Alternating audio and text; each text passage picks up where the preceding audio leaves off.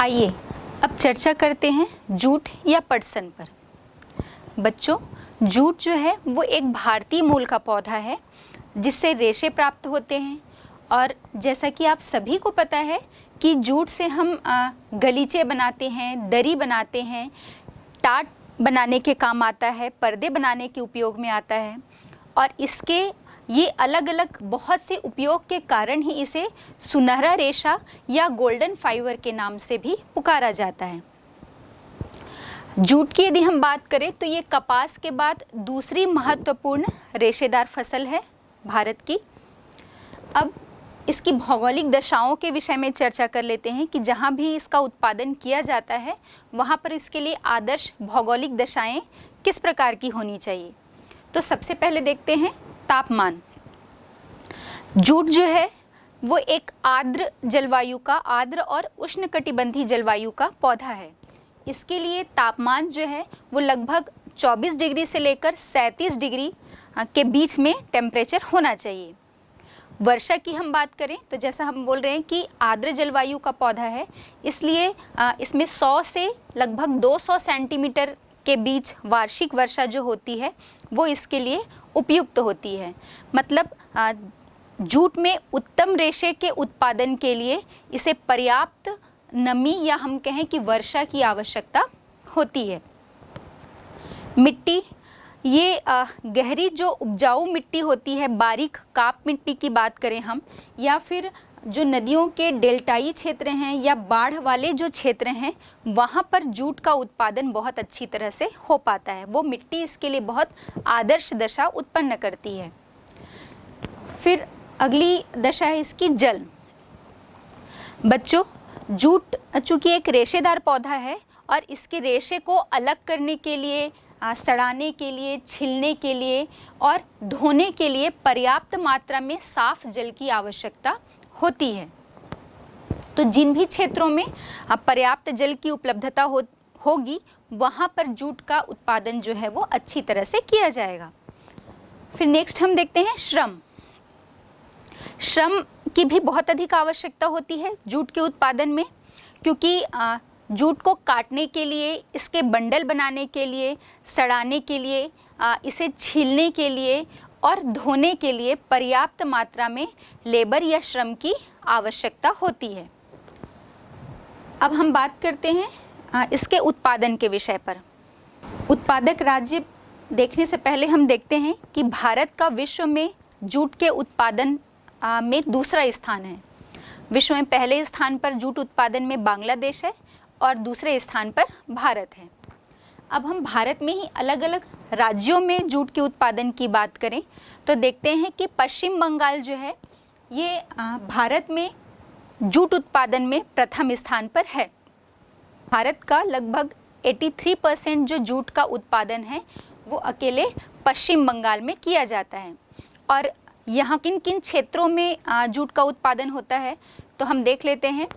वर्धमान है, मुर्शिदाबाद, मिदनापुर, मालदा और साथ ही हुगली में भी जूट का उत्पादन यहाँ पर किया जाता है। वर्ष 2012-13 की हम बात करें तो यहाँ पर 8349 गांठें जो हैं वो जूट उत्पादित की गई थी। दूसरा स्थान बिहार का है और इस राज्य के जो प्रमुख जूट उत्पादक जिलों की हम बात करें तो हम देखते हैं काटेनार, मुजफ्फरपुर, मोतिहारी, चंपारण, ये जो हैं प्रमुख ज़िले हैं बिहार के जहाँ पर प्रमुख रूप से जूट का उत्पादन किया जाता है। वर्ष 2012-13 में हम देखें तो लगभग 1690 गांठ का उत्पादन, गांठ जूट का जो उत्पादन है वो बिहार में किया गया था। तीसरा स्थान असम का है। असम जो है वो भारत में तीसरा बड़ा जूट उत्पादक राज्य है और यहाँ पर जो जूट का प्रति हेक्टेयर उत्पादन हम देखें तो ये लगभग 1380 जो है यहाँ पर प्रति हेक्टेयर उत्पादन किया जाता है जूट का। असम के प्रमुख उत्पादक जिलों की हम बात करें तो देखते हैं नवागांव है, गोभालपाड़ा और कामरूप, इन जिलों में प्रमुख रूप से जूट का उत्पादन किया जाता है। अगला स्थान है ओडिशा का। यहाँ पर कटक में बालेश्वर, किंदुरझरगढ़ और पुरी जिले में प्रमुख रूप से जूट की खेती की जाती है। वर्ष 2012-13 में हम देखें तो यहाँ पर लगभग 177.7 गांठ जो है जूट का उत्पादन किया गया था। इन सभी के अलावा उत्तर प्रदेश, आंध्र प्रदेश, मतलब हम आंध्र प्रदेश की बात करें तो आंध्र प्रदेश में भी विशाखापट्टनम में, श्रीकाकुलम में, इसके अलावा छत्तीसगढ़ में और इन राज्यों के अलावा केरल और त्रिपुरा में भी जूट का उत्पादन जो है वो किया जाता है। भारत में पटसन का वितरण। पटसन के उत्पादन की हम बात करें तो 1970-71 में ये 61.9 लाख गांठें उत्पादित की गई थी पटसन की, जो 2001 के दौरान 105.6 लाख गांठें हो गई। 2012-13 के दौरान 109.3 लाख गांठें उत्पादित की गई और ये बढ़कर 2014-15 के दौरान 114.5 लाख गांठों का उत्पादन किया गया। अब हम देखते हैं कपास। जूट के बाद कपास भी एक रेशेदार फसल है और भारतीय मूल का पौधा है और भारत में ये प्रमुख व्यापारिक रेशेदार फसल है। इसके रेशे से सूती वस्त्र तैयार किया जाता है और इसकी उपयोगिता के कारण ही हम देखेंगे कि भारत में बहुत प्राचीन काल से ही इसका उत्पादन किया जाता है, क्योंकि हम सभी को पता है कि भारत जो है वो उष्णकटिबंधीय जलवायु वाला क्षेत्र है और यहाँ पर गर्मियों के मौसम में विशेषकर सूती वस्त्र का प्रयोग किया जाता है। हम देखते हैं भारत की जितनी भी कुल कृषि योग्य भूमि है उस कुल कृषि योग्य भूमि के लगभग 5% क्षेत्र में कपास का उत्पादन किया जाता है। भौगोलिक दशाओं पर बात कर लें तो हम देखते हैं कि तापमान जो है, चूँकि कपास एक उष्ण और उपोष्ण कटिबंधीय पौधा दोनों ही तरह की जलवायु में इसकी फसल जो है वो ली जाती है, तो हम देखेंगे कि लगभग 21 से 27 डिग्री सेंटीग्रेड कपास के उत्पादन के लिए तापमान चाहिए। वर्षा की हम बात करें तो 50 से 100 सेंटीमीटर वार्षिक वर्षा की आवश्यकता होती है, लेकिन जहाँ भी 40 सेंटीमीटर औसत वार्षिक वर्षा और 150 सेंटीमीटर से अधिक वर्षा वाले क्षेत्र भी जो होते हैं वहाँ पर इनकी कृषि या इनकी खेती जो है कपास की जा सकती है। मिट्टी की हम बात करें तो लावा निर्मित जो काली मिट्टी, उपजाऊ काली मिट्टी में कपास का उत्पादन जो है वो बहुत अच्छी तरह होता है और इसीलिए हम अपने भारत में देखते हैं कि गुजरात और महाराष्ट्र में विशेषकर कपास का उत्पादन जो है वो बहुतायत में होता है, क्योंकि यहाँ पर बहुत बड़े क्षेत्र में हमें काली मिट्टी का विस्तार मिलता है। भूमि, इसके लिए समतल भूमि की आवश्यकता होती है जहाँ पर जल का प्रवाह बहुत अच्छी तरह से हो पाए, पानी वहाँ पर जमा ना हो। श्रम की हम बात करेंगे तो चूँकि ये एक रेशेदार फसल है, ये हमने बात की थी, और कपास के जो फल होते हैं बिनौले जिसे हम कहते हैं, तो उन बिनौलों से कपास को एक तो कपास को बोने के लिए और उन बिनौलों से कपास को अलग करने के लिए, उसे चुनने के लिए और सिंचाई में भी हमें कुशल श्रमिकों की आवश्यकता होती है। कपास की किस्में होती हैं, 3 प्रकार की प्रमुख किस्में हम देखेंगे, जिसमें पहला है लंबे रेशे वाली कपास। इस टाइप की जो फसल होती है कपास की, इसमें कपास का रेशा लगभग 22 मिलीमीटर और उससे भी अधिक लंबे रेशे जो हैं मिलते हैं। दूसरा है मध्यम रेशे वाली कपास। तो इस प्रकार की कपास में या कपास की इस किस्म में हम देखेंगे कि इनका जो रेशा है वो लगभग 18 से 22 मिलीमीटर के बीच में होता है। और तीसरा है आपका छोटे रेशे वाली कपास।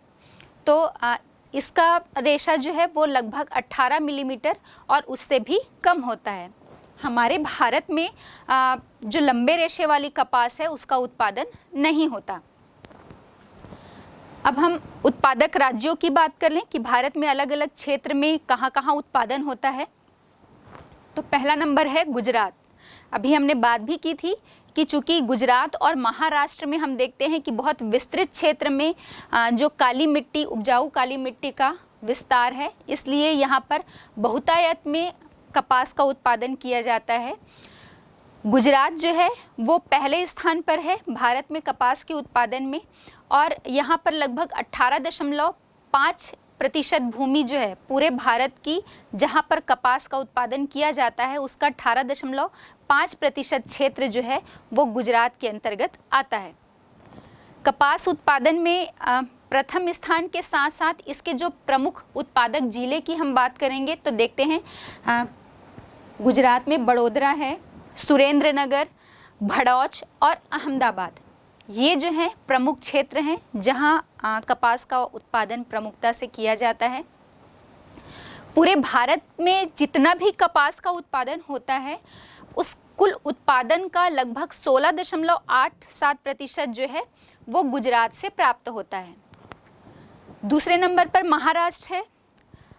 चूँकि यहाँ पर भी हम देखते हैं कि उपजाऊ काली मिट्टी का विस्तार है, दक्कन के पठार के क्षेत्र के अंतर्गत आ रहा है, और यहाँ पर हम देखेंगे कि ये कपास के उत्पादन में दूसरे स्थान पर है।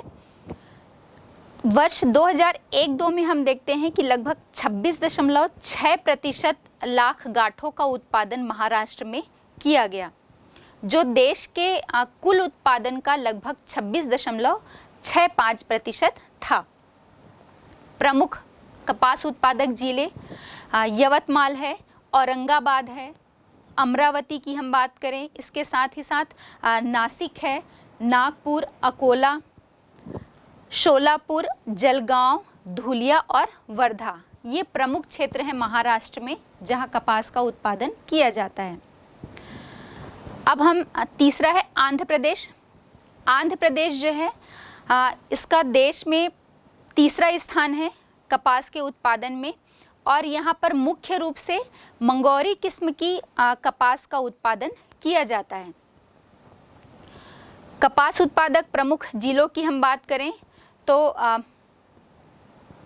कडप्पा है, गुंटूर है, साथ ही साथ गोदावरी, कृष्णा और महमूदनगर, अलीबाबाद और अनंतपुर, ये प्रमुख कपास उत्पादक जिले हैं।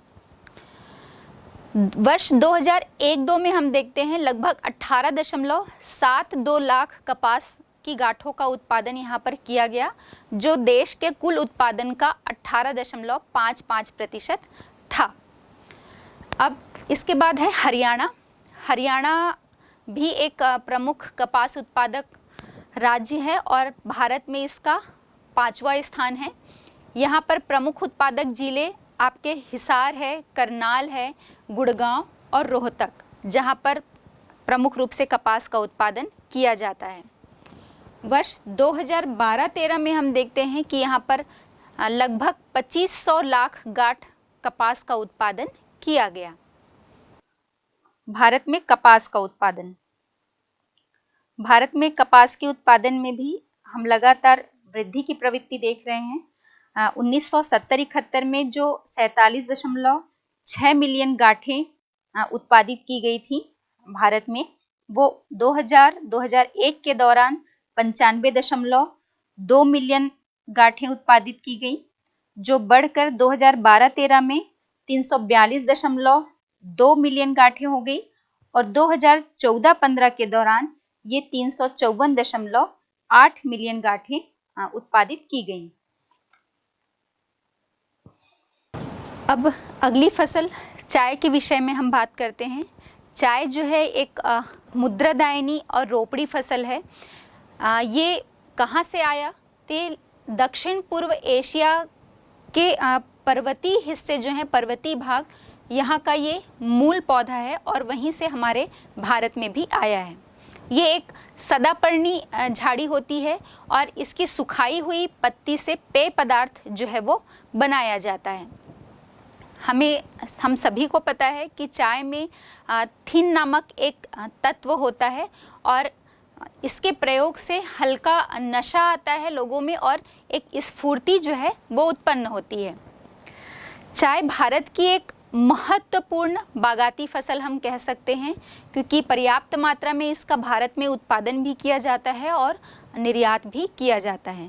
इसके निर्यात से बहुत बड़ी मात्रा में भारत को विदेशी मुद्रा की प्राप्ति होती है। और यहाँ जो चाय की खेती की जाती है भारत में, वो एक उद्योग के रूप में की जाती है, क्योंकि उसका बड़े पैमाने पर, वृहद पैमाने पर उत्पादन होता है और उसके बाद फिर उसे अन्य देशों को निर्यात कर दिया जाता है और विदेशी मुद्रा प्राप्त की जाती है। भारत में हम देखेंगे कि हालांकि चाय जो है वो जो जंगली इलाके हैं या पहाड़ी क्षेत्र जो हैं वहाँ पर बहुत पहले से होता आया है, लेकिन व्यावसायिक पैमाने पर, या हम कहें कि व्यावसायिक फसल के रूप में इसके उत्पादन की शुरुआत जो है वो लगभग में वहाँ तब जो तत्कालीन गवर्नर थे विलियम बेंटिक, उनके द्वारा कराई गई। पहले से भी होता आया था, लेकिन उसको एक व्यावसायिक उत्पादन का रूप नहीं दिया गया था। हम देखेंगे कि चाय की खेती के लिए लगातार विकास की प्रक्रिया जो है वो अपनाई जा रही है, ताकि हम अधिक से अधिक मात्रा में चाय का उत्पादन कर पाएँ। भारत चाय का एक महत्वपूर्ण उत्पादक तो है ही, और हम देखेंगे कि वर्तमान में विश्व में सबसे अधिक चाय उत्पन्न करने वाला देश भी हमारा भारत ही है। विश्व का लगभग एक तिहाई चाय जो है वो अकेले भारत ही उत्पन्न करता है। और उत्पादन के साथ साथ हम देखेंगे कि भारत का विश्व में निर्यात में भी पहला स्थान है। सबसे अधिक उत्पादन भी करता है और सर्वाधिक निर्यात भी भारत ही करता है।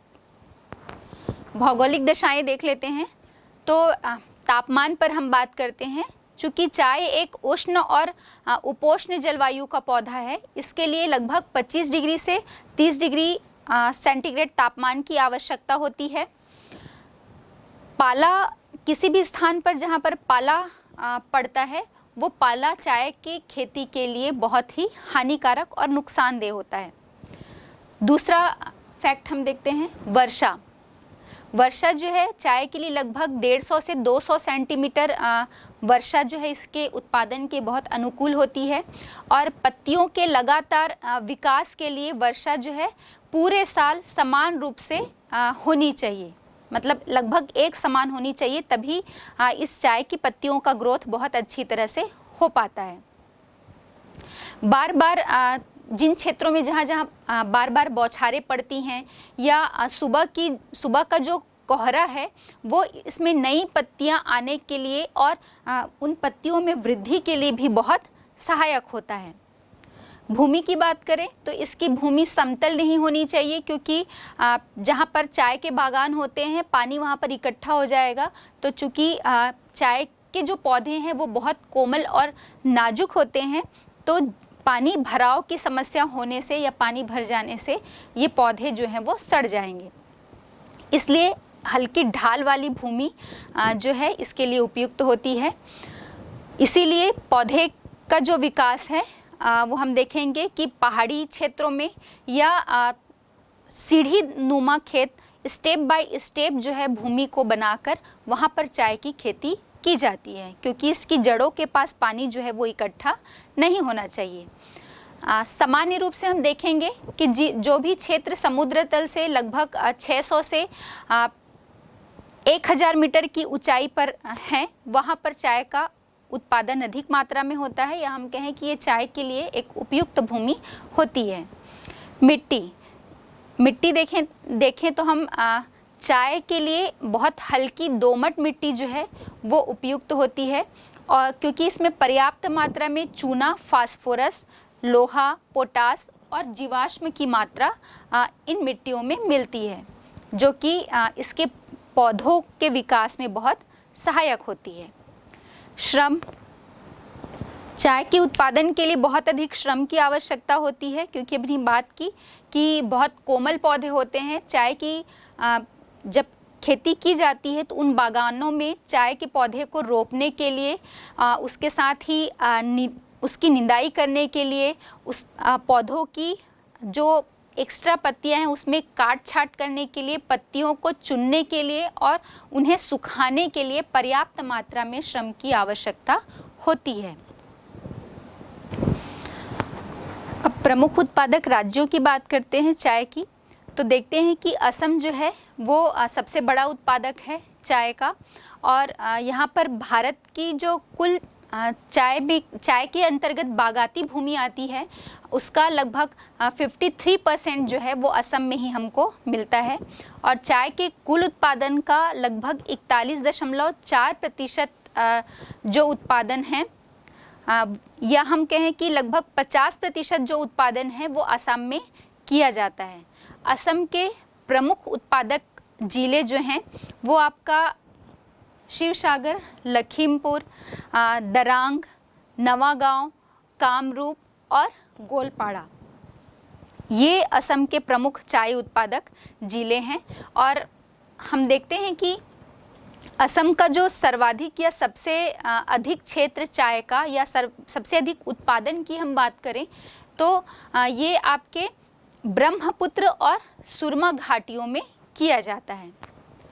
दूसरा स्थान पश्चिम बंगाल का है। पश्चिम बंगाल दूसरा बड़ा उत्पादक है भारत में चाय का। और यहाँ पर हम देखते हैं भारत का लगभग 1/4 चाय का उत्पादन पश्चिम बंगाल में किया जाता है। इसके मुख्य उत्पादक जिले देखते हैं हम तो दार्जिलिंग है, जलपाईगुड़ी है और कूच बिहार, यहाँ पर प्रमुख रूप से चाय का उत्पादन होता है। और जहाँ द्वार है, द्वार के जो पहाड़ी ढाल हैं वहाँ पर भी प्रमुखता से चाय उत्पादन की जाती है।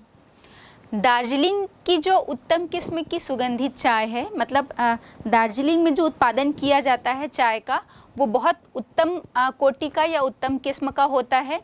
और ये पूरे विश्व में दार्जिलिंग की चाय जो है वो प्रसिद्ध है। तीसरा स्थान तमिलनाडु का है। तमिलनाडु तीसरा बड़ा उत्पादक राज्य है भारत का चाय का। और यहाँ पर लगभग भारत का 16% चाय का उत्पादन किया जाता है। प्रमुख क्षेत्र की हम बात करें तो कोयम्बटूर है, नीलगिरी और अन्नामलाई जो जिले हैं, इनके जो पहाड़ी हिस्से हैं यहाँ पर प्रमुख रूप से चाय का उत्पादन किया जाता है। अगला स्थान केरल का है। केरल जो है वो दक्षिण भारतीय जो पूरे राज्य हैं जहाँ पर चाय का उत्पादन किया जाता है, उसका लगभग 8.4% चाय जो है वो उत्पादन करता है। और 8.4% चाय उत्पादन करके केरल भारत का चौथा बड़ा उत्पादक राज्य है। यहाँ जो चाय की खेती है वो वायनाड में ट्रावनकोर, मालाबार, त्रिचूर और कोचीनाड जिलों में प्रमुख रूप से चाय का उत्पादन किया जाता है। अगला स्थान कर्नाटक का है। हालांकि जो कर्नाटक में चाय का उत्पादन तो होता है, लेकिन कॉफ़ी या कहवा की तुलना में यहाँ पर चाय का उत्पादन कम होता है, क्योंकि यहाँ पर कॉफ़ी का महत्व जो है वो अधिक है। लेकिन फिर भी हम देखते हैं यहाँ चाय का जो उत्पादन है वो शिमोगा, चिकमंगलूर और कुटूर, कुर्रा आदि जिलों में प्रमुख रूप से चाय का उत्पादन किया जाता है। और इसके साथ ही उत्तरांचल में भी चाय का उत्पादन होता है। यहाँ पर देहरादून, गढ़वाल, चमोली, कुमायूं, नैनीताल, अल्मोड़ा और पिथौरागढ़, इनके जो पहाड़ी हिस्से हैं यहाँ पर प्रमुख रूप से चाय का उत्पादन किया जाता है। भारत विश्व में हमने भी बात की थी कि सबसे अधिक चाय उत्पन्न करने वाला देश है, और इसीलिए यहाँ पर काफ़ी बड़ी मात्रा में चाय का जो है वो अन्य देशों को, विदेशों में निर्यात किया जाता है। हम देखते हैं कि चाय का प्रमुख रूप से जो निर्यात है वो ब्रिटेन को, पोलैंड, रूसी जो देश हैं, रूसी राष्ट्र को, संयुक्त राज्य अमेरिका और इसके साथ ही जो जर्मनी, अफ़गानिस्तान, सूडान, इराक और ईरान, इन सभी देशों में चाय का निर्यात किया जाता है। और जितना भी निर्यात चाय का भारत से हो रहा है, उस कुल निर्यात का लगभग 60% जो है वो अकेले ब्रिटेन को निर्यात किया जाता है।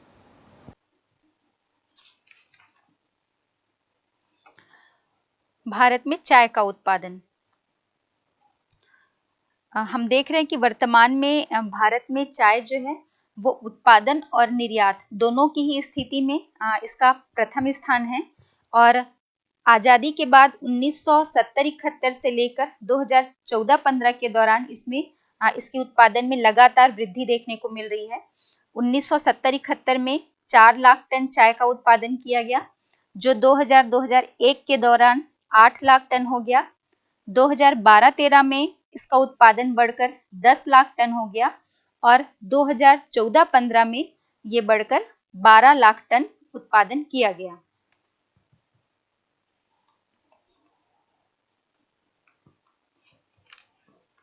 चाय के बाद हम बात कर लेते हैं कॉफ़ी या कहवा के विषय पर। हम देखते हैं हमारे भारत में चाय के बाद कहवा या कॉफ़ी जो है वो भारत का दूसरा महत्वपूर्ण पेय पदार्थ है जिसे लोग पसंद करते हैं।